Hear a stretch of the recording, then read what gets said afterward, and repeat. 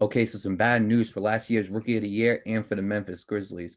Ja Morant is out for 3 to 5 weeks. He has a grade 2 left sprain, and X-ray show no fracture. He injured his ankle in the Grizzlies' 116-111 win versus the Brooklyn Nets. He tried to block Timothy Luwawu Cabarrett, and he landed on his ankle very awkwardly. He hopped all the way to like the back of the hoop, and he went on the ground. And then from there, they put him in a wheelchair and they took him to the back. And these woes just keep on continuing for the Memphis Grizzlies because now they are without Ja Morant, Jaren Jackson, who is recovering from a meniscus injury, and Justice Winslow, who will be coming back with a left hip injury. He's just coming back from it. And the source for this was ESPN. So, Nate, what do you think about Ja Morant's injury? Your thoughts? Well, first of all, we hope he recovers. Speedy recovery. Best of luck to him. And like you said, this is just another blow to the Memphis Grizzlies. I really think this team needs Ja Morant. It's pretty obvious. I mean, kid's a good rookie. Was a rookie of the year last year. He's showing potential for a bright future, and we already know this man's gonna have a bright future ahead of him. But this is just something that's gonna stop it for the time being. And as we all say, hopefully he comes back better. But right now, he's got to heal up, and like we said in the previous video, he wants to play at 100%. That's what he's got to do.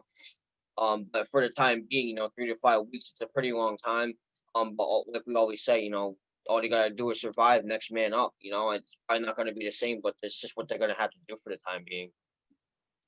Right, and obviously John Morant is probably the most important piece in the Memphis Grizzlies organization, and it's kind of centered around him. So without him being there, it's going to be really for the Grizzlies to end up kind of getting on a win streak and kind of getting racking up wins. But again, like you say, it's next man up. The thing is with John Morant, I will say this though, he is pretty lucky and pretty fortunate because the way he landed on that ankle, it could have been a lot worse. It's a grade 2 left ankle sprain, which isn't it's not necessarily a good thing, but he's out for 3 to 5 weeks. He could have broke his ankle, something else with his Achilles could have happened. Like worse injuries could have happened, but he's only out for 3 to 5 weeks, and because he's out for 3 to 5 weeks, when he comes back, if the Grizzlies can kind of maintain a level of good play, he can't come back and kind of lead them into the playoffs because honestly, he got pretty lucky with this injury. I seen the injury and he kind of like landed on the side of his foot.